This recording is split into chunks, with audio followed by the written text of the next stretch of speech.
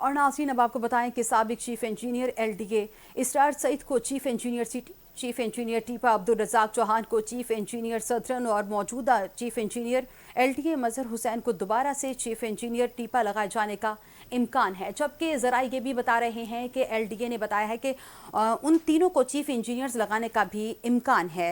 इसी पर हमारे साथ टेलीफोन लाइन पर मौजूद है हमारे bureau chief Star Asian News Mohammad Asghar Bhatti. मज़ीद तफसीलात भी उन्हीं से जानते हैं। जी असगर भट्टी, बताइएगा। जी बिल्कुल इरम, साबिक chief engineer LDA Israr Saeed को chief engineer city, chief engineer TEPA Abdul Razzaq Chauhan को चीफ इंजीनियर सदरन और मौजूदा chief engineer LDA Mazhar Hussain को दोबारा चीफ इंजीनियर टीपा लगाए जाने का इम्कान है। जी LDA ने बताया है कि इन तीनों को चीफ इंजीनियर लगाया जाएगा।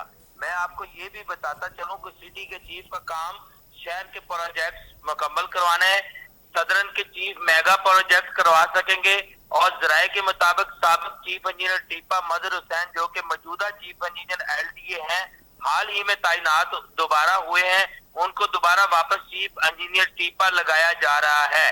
जी जी बहुत शुक्रिया मोहम्मद असगर भट्टी, आप हमें तफसीलात से आगाह कर रहे थे।